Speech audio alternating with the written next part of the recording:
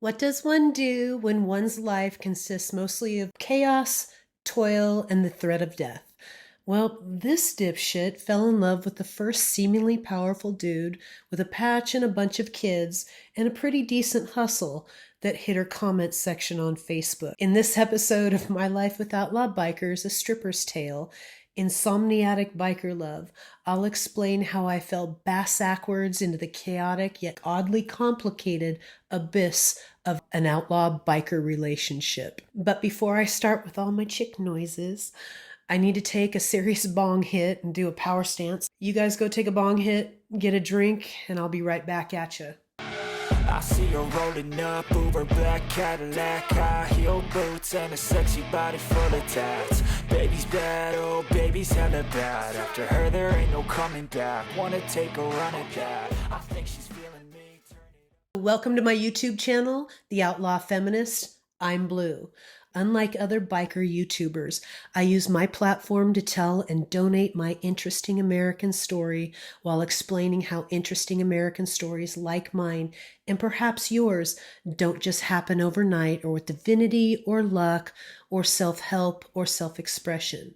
The setup for an interesting American story like mine happened over many years, across many miles, involving many people, and all the while sustaining life and soul-crushing loss after loss. The opportunities afforded to interesting Americans are normally buried in familial, financial, and social minefields, aka learning opportunities, aka no-win situations.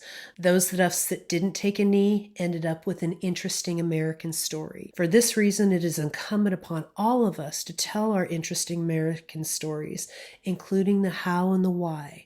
We need to explain and demonstrate to these younger generations that disguising their bodies with tattoos and telling society to F off is not interesting, and it's certainly not sustainable. If we interesting Americans don't tell our interesting American stories, the younger generations won't understand that the look and the sounds are 1% of it. Okay, so we're starting to get into some of the stories of my life that caused me to trigger cortisol and adrenaline. I managed these two hormone surges very, very carefully. I genuinely struggle to control the results of these surges. This is part of the reason I've been slow in publishing my content. My American story is interesting, not joyful. Our story ended a few weeks ago with episode 5, Gangsters and Strippers, where you all learned how the Mongols MC utilized me as a supporter and how I began to move amongst them. In this episode, Insomniatic Biker Love, we will touch on some of the conditions, because things don't just happen, that pushed my camel through the eye of a 1%er needle and into a 1%er relationship. But before we resume My Life with Outlaw Bikers, A Stripper's Tale, please let me slip in some admin stuff. Smash those subscribe and like buttons, and do me a favor, share my videos with a friend that likes chick noises shaped like boobs. So to begin my story today, I had suffered from some pretty severe insomnia for almost 20 years, beginning suddenly in 2001 when my family was imploding and finally ending earlier this year. My insomnia would last anywhere from 72 hours to 10 days, with only very small breaks in between and not lasting any longer than a month. There were times that I would hallucinate and episodes where I became highly destructive. One time I tore off all my kitchen cabinets and supermaned them through the sheetrock. I kicked my dresser through a wall and the studs, and I have spiked more cell phones off more dashboards than I really care to remember. Insomnia was a dangerous and expensive mess for me. Part of my issue was isolation.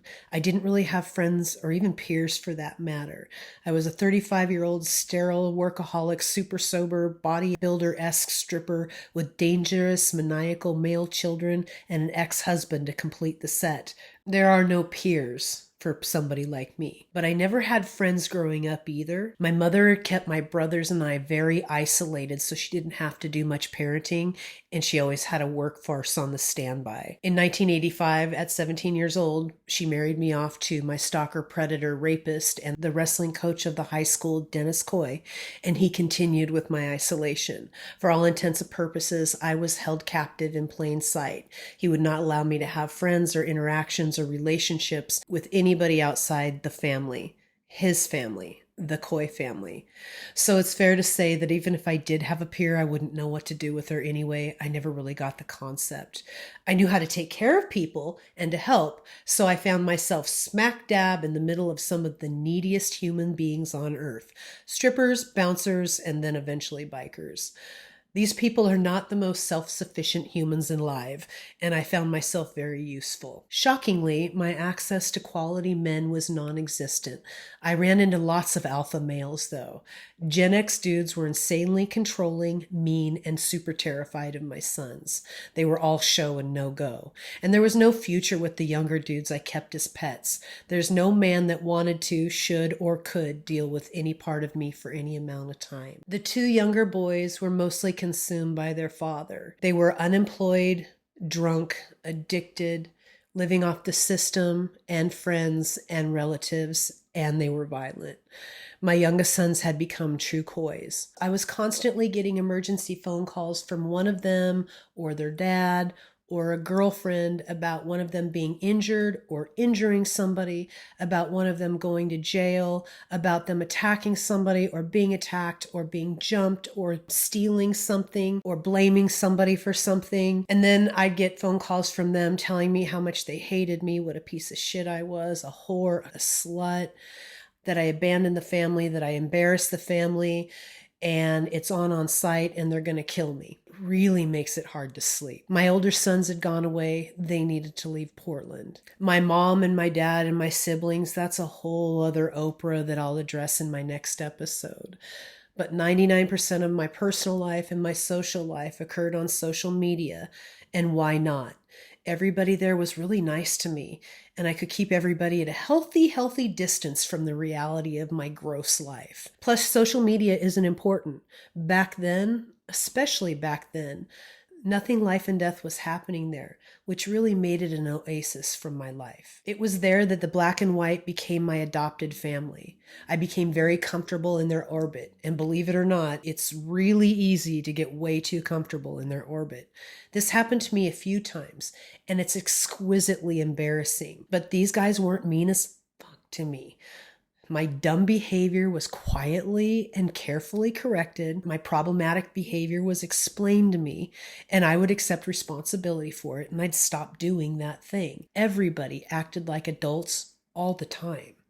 This made supporting the Mongols MC ultra easy because I was emotionally and physically safe around them. But supporting ultimately became another job. Did work for them because there's no real place for a chick hang around without hanging around, if you know what I mean. But if I could prove myself useful to most instead of a relief to a few, I could be a very specific proprietary vendor with cool hair and sweet tattoos and huge tits, of course. I've always done a lot of traveling, so it was natural for me to travel to support the Mongols MC. I'd fly out to formal and informal events like Grimlock 1%er's wedding in Virginia Beach, where I spent a full day on the floor ironing his betrothed's very flowy, very big wedding dress. Hand ironing a wedding dress, you say? How absurd. Oh yes, my friends, how absurd. But I did it. To save money, her mother transported said wedding dress from Australia, jammed into a suitcase, and everything, including a 24-hour cleaners, was closed down in the off-season in Virginia Beach. So I foraged through the snowy neighborhood for an iron, because Grimlock 1%er did not have an iron. I know, shocking. Finally, an older gentleman loaned me his 1960s iron, which weighed as much as a cast iron skillet. I hauled the iron back to his apartment, laid the gown down on towels in the middle of the living room, and started pressing on low heat. While I kept the bride from having a nervous breakdown, Grim and a member of the pagans, and I think one of his brothers, went shopping all day so they wouldn't be in my way. Thanks, guys. They returned 45 minutes before the wedding march was to begin with a brand new 60-inch big screen TV. 6 hours after I started, the dress was flawless, and they said it couldn't be done. Their reception was a whole nother Oprah. Grimlock sent me with a wrecker ahead to the reception venue to ensure that everything was ready for the party and the guests. The entire place was riddled with red and white balloons, glitters, and streamers left over from Valentine's Day. The manager was so pleased with this super inappropriate come-up she put together for the bride and groom. Oh my God, oh my God, oh my God, this is bad. I barked instructions at the manager to deep six all the red stuff. The white stuff could stay, and we would be right back. I texted the groom and told him to hold everybody for an additional 20 minutes, that we had a problem. Everything, and I mean everything, was shut down in Virginia Beach, but weirdly, there was a huge party supply store open about 2 miles away. The wrecker and I rushed through that place and grabbed up as many balloons, frills, and flair that we could fit into his small car. We made it back with time to spare. Another catastrophe avoided. I became friends with several members of the Dago and Old South Bay chapter, so when they invited me down to their parties, I'd fly down. San Diego is a fantastic place to visit, but it's really dangerous. During one of these visits, I went for a ride with Jesse, a Dago wrecker, and the interim Dago SA, Big Joe, and his old lady Dawn. We pulled into a local Denny's for some breakfast because they're big dudes and they had to eat first. And as we were walking in, we all noticed at the exact same time a party across the street just behind Denny's. This wasn't a little shindig. It was a huge event. A huge red and white event. We all saw that they saw us too. We just continued in the Denny's where Big Joe and Jesse started giggling like uncontrollably as they got on their phones. 611 was being barked into phones through the giggling. Yeah, bro. Like right now. Yeah, bro. The Denny's. Like 150 of them. Yeah, they're circling now. No, we got old ladies. Side note. When super huge gangster types are confronted with danger, apparently they giggle, which made it even more terrifying. We all sat down and watched 3 and then 3 more Hells Angels hangarounds cross the street and walk towards the bikes. Jesse said, "Well, here we go. They send the hangarounds first." The hangarounds circled the bikes and were photographing them as well. The 6 shaved-headed Aryan millennials in red shorts, big white tees, and thigh-high tube socks walked back over to the party where members of the Hells Angels met them. That's about the time that the red pickup trucks started circling the block. The waitress brought us our coffee. "Check, please." I asked, "Why don't they just come in?" Big Joe explained. "They're trying to figure out why there's only 1 Mongol, 1 hang-around, and 2 women 50 yards from their party. They aren't doing anything because they think it's a setup. They have women and children over there." And then I asked, "Why do we have to wait for the cages to come? Why couldn't we all just mash out of here on the bikes?" Jesse explained, "We're going to have to mash out of here and fly off curbs, through traffic, and maybe be chased and shot at. We can't have women on the back of the bikes. It's way too dangerous. We have to wait for your rides." Dawn picked up a butter knife. "If they come in, I'm going to handle business." My plan was less heroic and hardcore. I announced that I would fly out the back of the restaurant, rip off my shirt, and jump into the first high-end SUV that stopped. Have you ever been involved in one of these oh shit moments? Drop down in the comments and tell me about it. We didn't even have time to finish our coffee. 1, 2, 3, 4 white and black vehicles came bombing into the Denny's parking lot. And then there were 6 huge gangster dudes giggling in Denny's. Unnerving. We got ready to leave. Us girls would go with Dago wrecker Nate in the lead vehicle. I remember stomping out to the truck with my chest out and my chin up. Then I glance up to see Nate, our driver, wearing sunglasses. Nate's wearing Wait a minute. Nate wears glasses so thick that he can see into the future. Oh my God, where are his glasses? We're gonna die. Nate and us were in the lead truck, and as we all slowly began to exit Denny's parking lot onto the street, the two bikes and the trucks quickly peeled off in another direction. They jumped the curb, exiting the parking lot into a busy intersection, illegally crossing multiple lanes of traffic and blasting past the party. I remember turning around and watching their backs fly up the freeway, splitting lanes the entire way. Nate delivered us to a local bar where we all agreed to meet up if we survived this shit. And still with the giggling. Knowing how dangerous that could have been for so many, I'm thankful to tell a story of this nature that didn't end in bloodshed or loss of freedom. So I'm not really sleeping and I'm not eating very much either. And one Friday evening, after I just kicked a whole bunch of somebody else's idiot kids out of my apartment for good, I was feeling a little bit low. So I decided to clean my house. I was fatigued and my blood sugar was a mess and I couldn't effectively manipulate things. I was falling and dropping things. I kept moving my filthy, dirty, very full bong all over the house trying to get it out of the way. In my brilliance, I moved it onto the couch and onto the very big tuft ottoman. Needless to say, I kept spilling my disgusting bong and my house became less and less inhabitable as I cleaned. I posted my dilemma on Facebook saying that I would use my TV remotes and Gorilla Glue to stabilize my bong. One of my new Facebook friends commented, "I have your profile picture as my wallpaper on my laptop. Why do you have a brother picture as a profile picture?" I clapped back, "Dude, that's me. You're a real person? You're her?" He flipped out in the comments explaining that he thought I was just some paid model, that he'd never thought he would ever get to meet me. Immediately, homeboy dialed up the charm and dropped his number into my private messages and asked me for my number. It was always my policy to give Mongol patch holders my phone number, and he immediately called. Meet Threeblock 1%er. A Carson City essay. Brand, period, new, period, Mongol, period. He was gainfully employed at Airgas, though, and he owned his own home, which was in a trust, as well as the vehicles that were also in a family trust.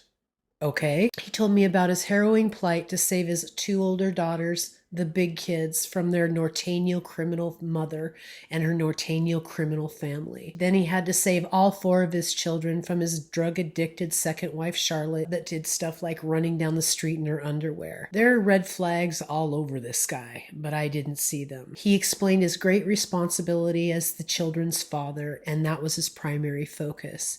He described family movie night and beauty night, and he spent all kinds of time making sure that his children were happy and secure and together. He was a 1%er with sole custody of two teenage daughters and 50-50 custody of two very young children.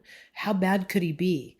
Two judges trusted him with 4 kids. And this problem with law enforcement, that was all just a terrible misunderstanding. I broke up with Jesse again the next day. Threeblock 1%er was funny and his voice was methodical, low, warm, and he said all kinds of insightful stuff. I had never heard a man talk like this before. He was like a ginger 1%er Oprah Winfrey, father edition. He had little kids for me to mommy around, and he was already a member of the Mongols MC, who I was already geared to love, respect, and support. He was much bigger and better backed than my super dangerous sons or any other man that had ever come into my orbit. He even had a job and a strong family support system. Excited about this super perfect 1%er human, I reached out to my MySpace Mongol buddy and inquired about Captain Fantastic, who had just happened to be from his old stomping grounds, Carson City. My man had no idea who dude was. Never heard of him. I awkwardly hinted for him to find out for me, but I was politely shot down. My MySpace Mongol buddy would never give me dude intel on his brothers. What a dick. It didn't matter though. Threeblock RFFN was not actively trying to kill me or evict me or get me fired or trying to hurt me or trying to rob me, and this made him a goddamn hero in my book. We talked for hours every night and I slept less and fell in love more. Here's some knowledge for y'all. You will never find quality people at the lowest points in your life. During those times, anything that doesn't suck just seems like heaven. but it really sucks. That's it for this episode of My Life with Outlaw Bikers, A Stripper's Tale. Please remember to like this video and subscribe to my channel so you don't miss any of my girl noises. Until the next installation of my crazy chick ramblings, be safe out there and baby, be dangerous. I see her rolling up, Uber black Cadillac, high heel boots and a sexy body full of tats. Baby's bad, oh baby's hella bad. After her there ain't no coming back. Wanna take a run at that? I think she's feeling me. Turn it up a few degrees.